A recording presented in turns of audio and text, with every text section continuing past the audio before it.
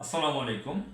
সুপ্রিয় দর্শক মণ্ডলী, আপনারা নিশ্চয়ই লক্ষ্য করেছেন বিএনপির বর্তমান চেয়ারপারসন, বিএনপির চেয়ারম্যান জনাব তারেক রহমান, তাকে নিয়ে বাংলাদেশে কী ধরনের মাখামাখি চলছে, তাকে কী ধরনের প্রোটোকল দেওয়া হচ্ছে, কী ধরনের নিরাপত্তা দেওয়া হচ্ছে, কতটা গুরুত্ব দেওয়া হচ্ছে, কিভাবে গুরুত্ব দেওয়া হচ্ছে, সব আপনারা অবগত জানেন।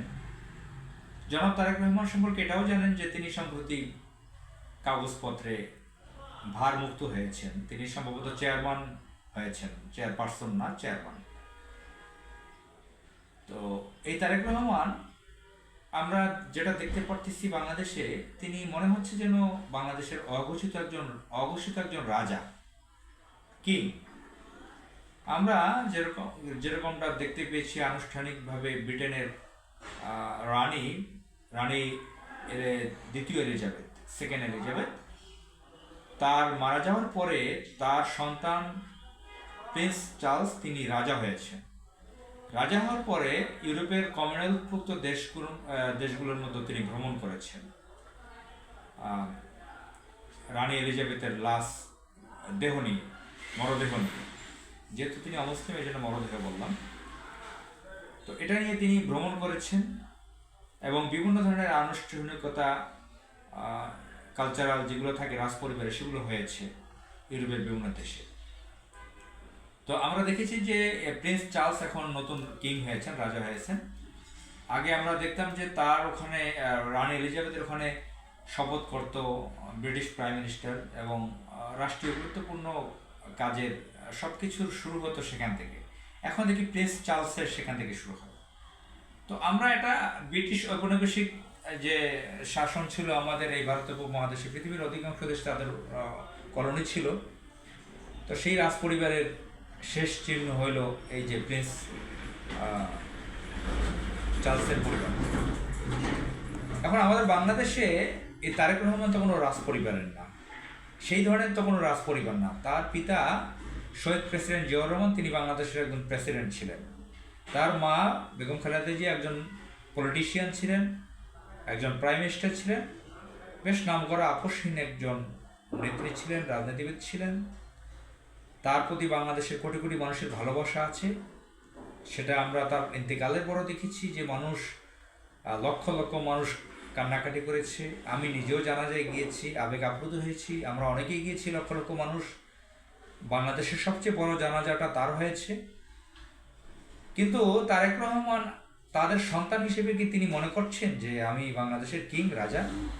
বাংলাদেশের মিডিয়া, বাংলাদেশের ব্যবসায়ীরা, বাংলাদেশের বিভিন্ন প্রভাবশালী ব্যক্তিরা, তারা কি মনে করছেন যে তারেক রহমান কিং, রাজা, বাংলাদেশের রাজতন্ত্র আছে?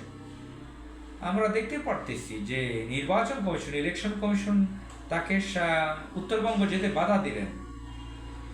তিনি যদি আইন ভঙ্গ করতেন, যদি যেতেন, তাহলে নির্বাচন কমিশন নোটিশ পাঠাতেন, জরিমানা করতেন।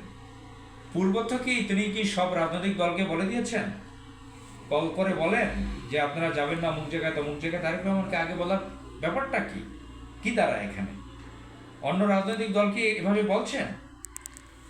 তো তিনি উত্তরবঙ্গে নির্বাচন কমিশনের পরামর্শের জন্য, এই ধরনের পরামর্শ রাজনৈতিক দলকে তফসিল ঘোষণার পরে কীভাবে দিতে পারে? তিনি তো নোটিশ দেবেন যে এটা করা যাবে না, এবং সেটা অন্যায় করলে তখন জরিমানা করতে পারে, বা তাকে অন্য নোটিশ দিতে পারে, বা জেল জরিমানার ব্যবস্থা আইনিভাবে করতে পারে।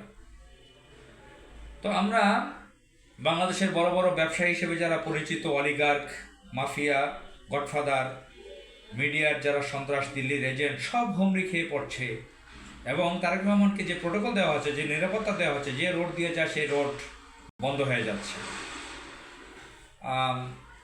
এটাও আমরা দেখতে পাচ্ছি তিনি তার বাসা থেকে হেঁটে তার অফিসে যাচ্ছেন, যেটা আমরা দেখতে পাচ্ছি শেখ হাসিনা পতিত স্বৈরাচার দিল্লির এজেন্ট লেডি লেন্দুরজি, তাকে আমরা দেখেছি যে 10 টাকার টিকিট কেটে তিনি চোখের ডাক্তার দেখিয়েছেন, চক্ষু ইনস্টিটিউটে আগারগাঁওতে। তার পিছনে 1000 কোটি টাকা খরচ সেদিনই ধরেন। তিনি 10 টাকা দিয়ে টিকিট কেটে তিনি দেখিয়েছেন যে আমি 10 টাকা দিয়ে ডাক্তার দেখাচ্ছি। তারেক রহমানের যে বিশাল গাড়ি বহর, বুলেট প্রুফ গাড়ি, শত শত কোটি টাকা তার পিছনে এখন খরচ। তো এখন তিনি হেঁটে অবশ্যই গিয়ে দেখাচ্ছেন। তার প্রোটোকল, তার সিকিউরিটি, সার্বিক যে পরিস্থিতি, আমি তাকে ছোট করতেছি না, তার প্রতি আমার যথেষ্ট রেসপেক্ট রয়েছে। গত 18 বছরে, শুধু 18 বছর না, এই 2001 থেকে শুরু করে তার পক্ষে প্রচুর কথা বলেছি আমি বিভিন্ন মানুষের, আত্মীয় স্বজনের কাছে, বন্ধু বান্ধব, অফিসে, বিভিন্ন জায়গায়। যখনই আওয়ামী লীগের শেখ হাসিনার ছেলে জয়ের সাথে তুলনা করতো, তখন তাদেরকে আমি ভৎসনা করেছি যে সে একটা ড্রাগ অ্যাডিক্টেড, অটিস্টিক টাইপের, মাতাল টাইপের জয়, তার সাথে কেন তারেক রহমানের তুলনা দেওয়া হচ্ছে? তারেক রহমান তো দেশের মানুষের সাথে তার সম্পর্ক আছে, দেশের মাটির সাথে তার রাজনীতি আছে। তো আমি তার পক্ষে ডিফেন্স করেছি প্রচুর। এই যে আওয়ামী লীগের লোকরা আমার সাথে তর্ক করতো, মিডিয়া প্রথম আলো ডেলিস্টটা তাকে চোর ডাকাত বানাতো। তো তার প্রতি আমার ব্যক্তিগত একজন বাংলাদেশের নাগরিক হিসেবে রেসপেক্ট আছে, কিন্তু তাকে যেভাবে এখন অঘোষিত কিং রাজা বানানো হচ্ছে, দেশের আগামীতে জাতীয় নির্বাচন, এই অবস্থায় যদি এরকম একজন রাজা বানানো হয়, তাহলে আমাদের এই রাজা বানানোটা আগামী নির্বাচনে বড় ধরনের প্রভাব ফেলবে। এতে আমাদের প্রচলিত যে ডেমোক্রেটিক্যাল ব্যবস্থা, এটা ভেঙে পড়বে। আশা করি আপনারা বুঝতে পেরেছেন। এজন্য আমাদের এখনই সাবধান হওয়া দরকার। আসসালামু আলাইকুম।